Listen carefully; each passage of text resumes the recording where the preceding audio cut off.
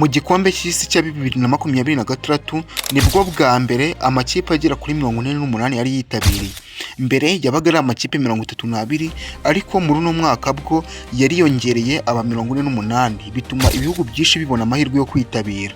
Nanone cyakiriwe n'ibihugu bitatu icyarimwe. Nibwo bwa mbere FIFA World Cup yari yakiriwe n'igihugu cya Leta Zunze Ubumwe za Amerika, Canada ndetse na Mexico.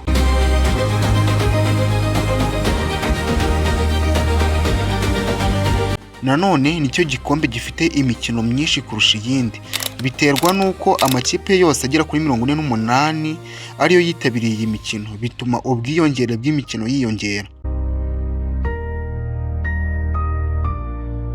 Mu mateka igitego cyihuse kurusha ibindi ni igitego cyatsinze uwitwa Hakan Şükür, akaba yaratsinze iki gitego hashize amasegonda 11 gusa umukino utangiye.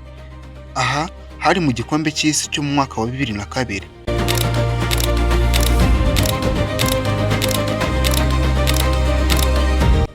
Nanone igikombe cy'isi cyabayeho igitangaza gikomeye cyane kidasanzwe, ni icyabaye mu mwaka w'1950.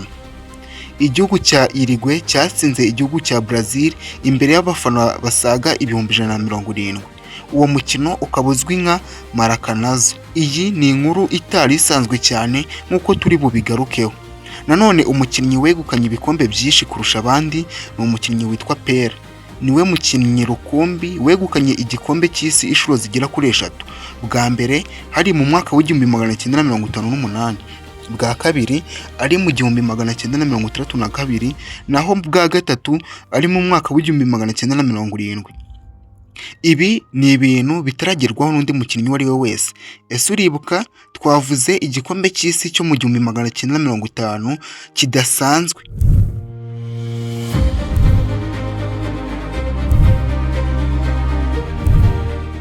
Iyi ni inkuru idasanzwe bitewe n'uko muri icyo gikombe cy'isi cyo mu 1950 kitakinwe kimwe nk'uko umukino ukorwa muri iki gihe. Ntabwo cyarangiye hakinwe umukino wa nyuma nk'uko bikorwa ubu, ahubwo amakipe 4 ya nyuma yakinnye mu itsinda rya nyuma cyitwa Final Group, maze ikipe yagize amanota menshi iba ariyo yegukana igikombe. Umva uko byagenze. Hari ku itariki 16 Nyakanga 1950, igihugu cya Brazil cyari cyakinnye n'igihugu cya Uruguay kuri stade yitwa Maracanã.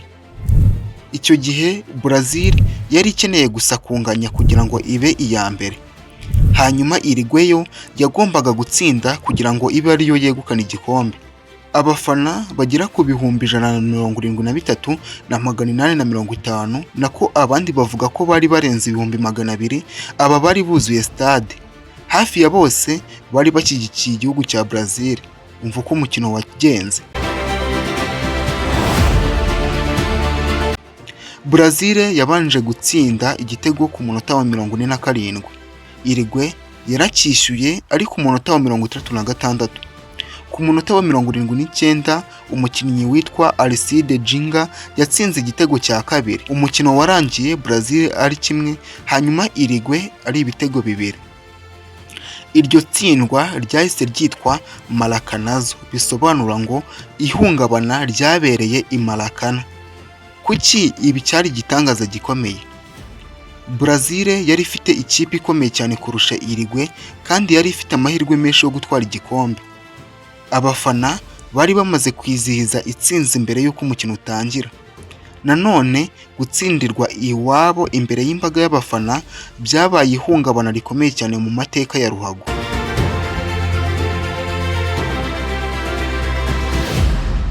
Kugeza ubu Maracanazo ikomeje gufatwa nk'imwe mu nkuru zitunguranye cyane kandi zibabaje zagiye zibaho mu mateka y'igikombe cy'isi. Iyi iracyari iya mbere.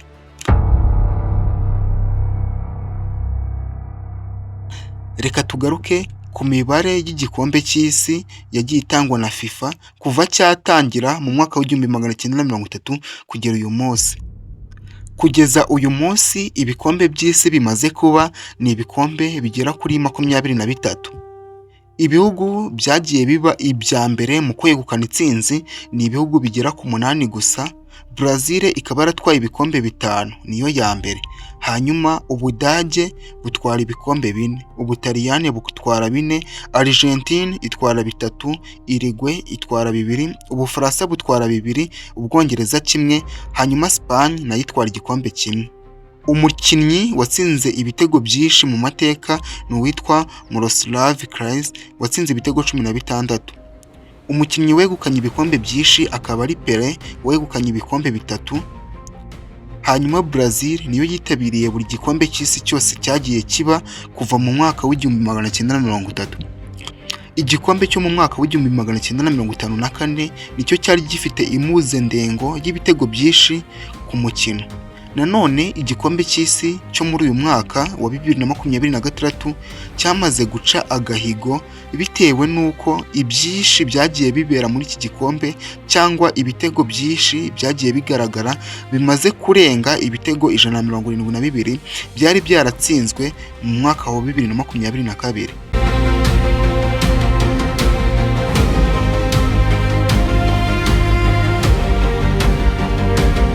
Reka tugaruke ku mafaranga biteganyijwe ko ariyo azinjizwa n'iki gikombe cy'isi cyo muri uyu mwaka.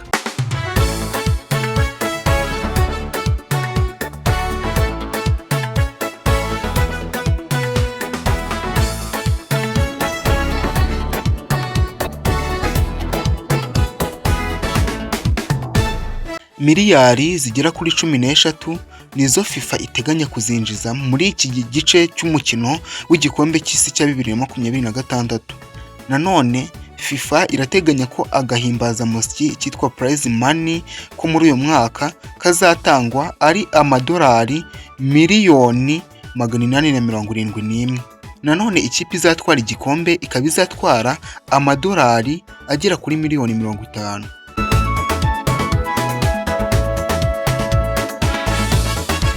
Televiziyo niyo izinjiza amafaranga menshi mu biteganywa kuzinjiza amafaranga, kuko uburenganzira bwo kwerekana imikino cyitwa broadcasting right buteganyijwe ko buzinjiza amafaranga agera kuri miliyoni z'amadolari 3.9 kugera kuri 4.2. Nanone amatike ndetse no kwakira abantu bazaza kureba umupira nibyo biteganywa kuzinjiza amafaranga menshi. Kugurisha amatike ndetse na serivisi za VIP biteganyijwe ko bizinjiza hafi amadolari agera kuri miliyoni 3.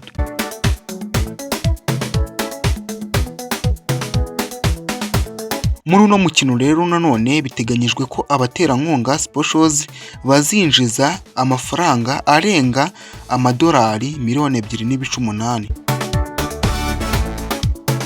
Igikombe cy'isi cya 2026 cyamaze guca agahigo ku bijyanye no kwakira abantu benshi bitewe n'uko ugereranyije na record zo mu 1994 uyu munsi bwo stade zuzura ku mpuzandengo irenga 99%.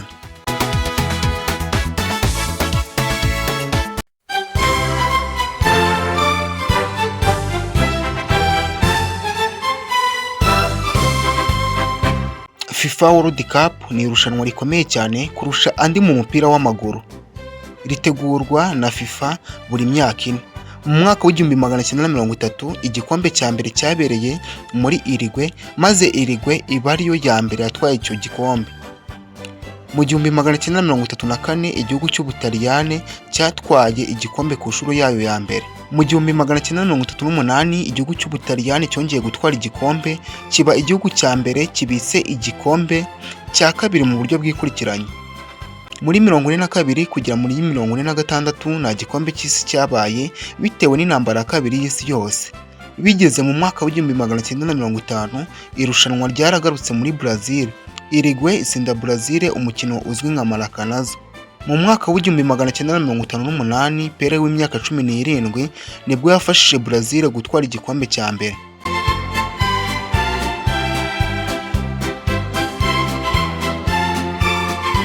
Bigeze mu mwaka w'1966 Ubwongereza bwegukanye igikombe cyacyo rukumbi kugeza uyu munsi.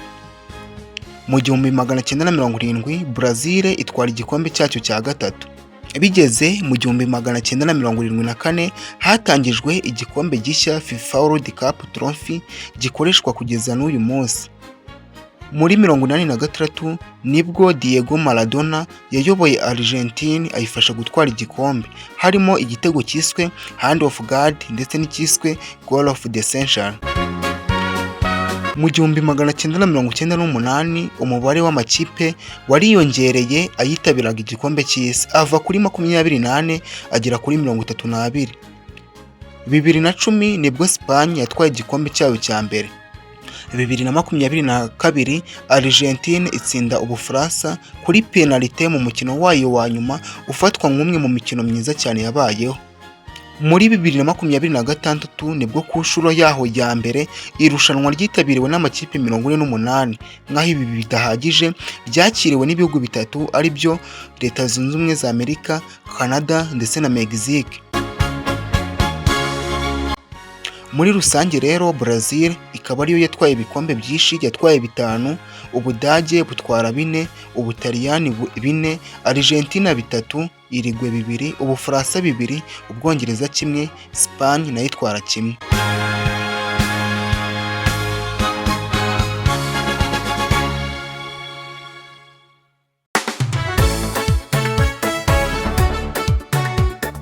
Umugabane w'Uburayi niwo wakiriye igikombe cy'isi inshuro nyinshi, hanyuma Amerika y'Epfo nayo yakira inshuro nyinshi, harimo inshuro yo mu 1930, mu 1950, 1962, muri 1978 ndetse na 2014. Amerika ya ruguru nayo yakira inshuro zigera kuri enye, haba mu 1970, 86, 94 ndetse no mu mwaka wa 2026. Afurika yakiriye rimwe gusa muri 2011 ubwo iki gikombe cyaberaga muri Afurika y'Epfo. Aziya nayo ikaba yarakiriye iki gikombe muri 2002 cyakiriwe n'Ubuyapani ndetse na Korea y'Epfo, naho 2022 kibera muri Qatar. Kugeza ubu ibihugu birenga 18 nibyo bimaze kwakira iri rushanwa.